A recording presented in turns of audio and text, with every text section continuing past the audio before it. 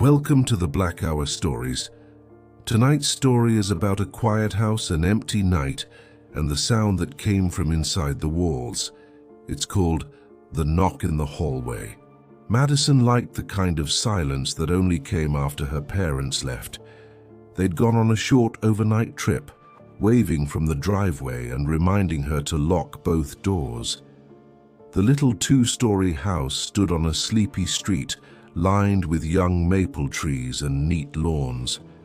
Everything about it looked safe: fresh white paint, new porch light, a clean welcome mat.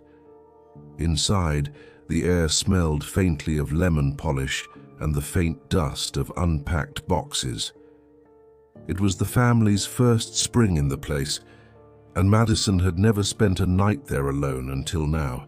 She ate leftover pasta in front of the TV, half watching, half scrolling on her phone.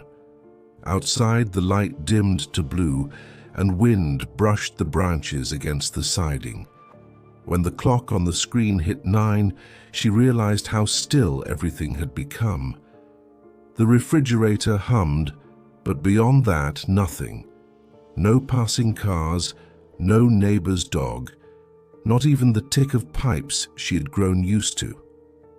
The quiet didn't sound natural. It felt like the house was holding its breath. She turned the volume up just a little to break the weight of it. Around 9:30, a small flicker caught her eye. The hallway light by the stairs pulsed once and steadied again. She frowned but told herself it was nothing. New houses did weird things. Her dad had said so. Then, as if the house wanted to test her nerves, she heard it. 3 knocks, soft and slow. They came from the hallway, not from any door, not from outside, but from somewhere inside the walls. Each one echoed through the floorboards and settled deep in her chest. She froze on the couch. The knocks stopped, and the silence after them felt thicker than before. She waited a long minute, then another. When nothing else came, she exhaled and forced a laugh. Probably pipes. Wood settles, she thought. It's an old frame under new paint. But the part of her that didn't believe excuses was already listening too hard. Finally, she stood up. Her bare feet made no sound on the floor as she walked toward the hallway. She reached the switch, flipped it, and filled the narrow space with warm yellow light. Everything looked fine: the rug straight, the small table neat, the framed photo of her parents smiling. She started to turn away, and that's when she noticed the prints. Wet footprints, small grayish, shaped like bare feet, leading from the base of the stairs to the bottom step. There were maybe half a dozen, and they gleamed faintly, as if they had just been made. She knelt down, touched one, and felt nothing but cool wood, dry already. The air smelled faintly of metal, sharp and old. She called out, "Hello?" But her voice felt swallowed, as though the walls had taken it and pressed it flat. A moment later, she heard a sound from upstairs, a soft creak of weight on carpet, too slow and steady to be the wind. Someone or something was moving up there. Madison stepped back. Her parents' bedroom door was up there, closed when they left. She stared at the ceiling, waiting for another sound. When it didn't come, she took out her phone. No signal. The Wi-Fi bars had vanished too. The router lights in the living room were dark. She tried toggling the settings, but nothing changed. That's when she realized the hum of the refrigerator had stopped as well. The entire house was silent again, completely dead. Then, from upstairs, a voice called her name. "Madison." It sounded almost right, like her mother's voice from the end of the hallway, gentle and tired, but stretched, like it had to learn each syllable as it went. Her stomach dropped. "Mom?" she said, before her mind could stop her mouth. The word came out too small. "Madison," it said again, lower now. "Come here." The voice carried a kind of smile, but not the human kind. The light over her head flickered again, and this time it didn't recover. The hallway fell into shadow. She ran to the front door. The deadbolt turned fine, but when she pulled, the door wouldn't move. It was as if someone on the other side pressed it shut with a single steady hand. She yanked harder, but it held. From the kitchen wall, something exhaled. A rough, heavy breathing filled the space between the studs, too slow to belong to an animal. She backed away until her shoulder hit the table.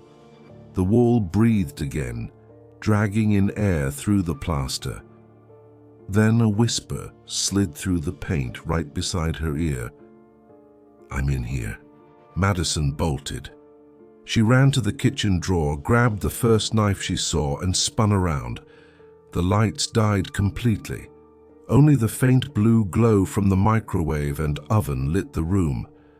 Both clocks blinked the same time, 3:10. The power was supposed to be out, but the numbers shone steady. 3 knocks came again, now from above her head, slow, deliberate, traveling across the ceiling like footsteps without feet. The oven beeped once. She looked up and saw the light over the stairs flicker back to life, weak and yellow. At the top stood a figure. For a moment, she thought it was her reflection from the mirror on the landing, but the mirror was to the side, not straight ahead. The figure looked like her, same hair, same shape, but the face was blurred, as if someone had pressed soft clay into her features. It tilted its head. The skin of its cheeks wrinkled wrong. When it spoke, her own voice came out of it. "You left the light on." Madison screamed and stumbled backward, dropping the knife. The thing began to move down the stairs, leaving a fresh line of wet footprints behind it. Each step sounded softer than the one before, like it was sinking into the house instead of walking through it. She ran to her room and slammed the door, dragging her dresser across the carpet until it jammed against the frame. The air smelled faintly of earth and rain now, the sweet rot of something alive underground. She clutched her phone, but the screen stayed black. The nightlight by her bed glowed orange, though its plug hung loose. For a few minutes she listened to nothing but her breathing. Then a soft thump came from her closet. Just one. The kind of sound a hanger makes when it swings against wood. She stared at the door. Her reflection in the mirror across the room blinked half a second late. She held her breath, waiting for the mirror to catch up. A second knock came from the closet, then a third. 3. Always 3. She whispered, "Please stop." A voice answered through the door crack. Her own voice, perfect this time. "You shouldn't have turned the light on." Her hand shook so badly she nearly dropped the phone again. She stepped closer to the closet. A damp smell poured from the crack. Inside, something shifted, and she saw a sliver of space that shouldn't exist, an opening behind the wall, a narrow passage cut straight through the studs. She used the phone's flashlight and peered in. Bare footprints trailed through the dust into the darkness beyond. A breath of air brushed her face from inside. Then she saw it. Her own face again, half hidden in shadow, smiling. "You let me in," it whispered. The phone light died. The nightlight burst with a pop. For a moment the room was nothing but black. Then the hallway outside lit up bright again. The figure was there, standing beyond her door, its head bent slightly as if listening. The doorknob turned, once, twice, slow and curious. The dresser held. Then everything went still again. Madison stepped back until she hit the bed. A soft knock tapped from beneath the mattress. She jumped away.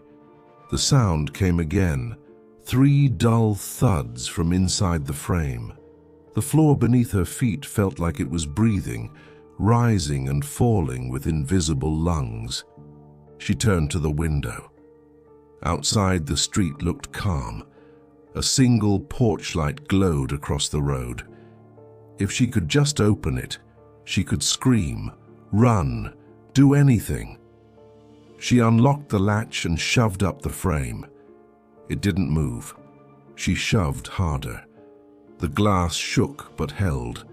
Then, from the other side, a wet handprint bloomed on the pane. Fingers too long, palm too narrow, pressed against the glass from outside. Water slid down in clear streaks. Behind her, the closet door creaked open by itself. The same voice, hers but wrong, whispered, "It's bigger in the walls." Something moved in the reflection. She looked at the mirror again. Her reflection smiled while she stood still. It lifted a finger and pressed it to its lips.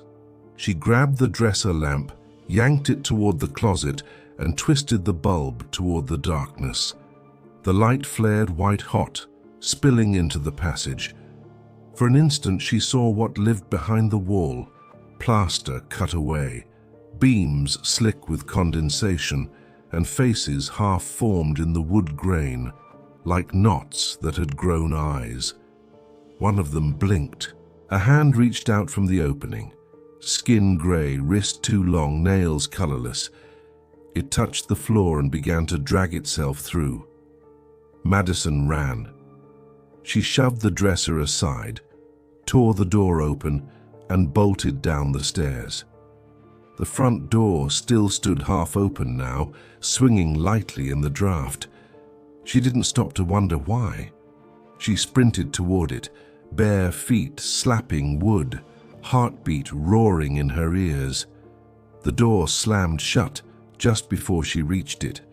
The sound cracked through the house, then silence again. Silence. Behind her, from deep in the walls, came the soft rhythm she now knew too well. 3 knocks. A pause. 3 knocks. A pause. The air pressed close around her. She felt it slide along her neck, brushing her hair like a static hand. Somewhere upstairs, her own voice said, "I'm here." When her parents came home the next morning, every light in the house was on. The front door stood wide open. Madison's phone lay on the kitchen counter, screen shattered, battery dead. Her shoes sat neatly by the couch, her jacket on the hook, a half-eaten bowl of pasta still in the sink. They called her name again and again. No answer. The police searched all day. They found nothing disturbed, no broken locks, no forced entry, not even prints, except for a faint set of small, wet footprints leading halfway up the stairs and vanishing into the wall. One officer leaned close, pressing his ear to the plaster. He frowned. "There's something." A sound came, soft and distant, like knuckles brushing wood. 3 slow knocks. Then silence. Madison was never found. The house stayed empty for months before it went back on the market. New paint covered the hallway again. New lights were installed. But the electricians swore one thing they couldn't fix. The wiring in the hallway kept flickering at exactly 3:10 every night, no matter what they replaced. Neighbors say that sometimes when the street goes quiet and the trees stop moving, you can hear it through the thin evening air. 3 faint knocks coming from deep inside that house, each one slower than the last, each one waiting for someone to answer. If you ever hear it, 3 soft raps from somewhere you can't see, don't look for where it came from. Houses remember their names, and some names they say back. Tell us where you're listening from in the comments, and if this story left a chill in your hallway, like and subscribe for more dark nights from the Black Hour stories. Keep your lights small, Don't answer the third knock.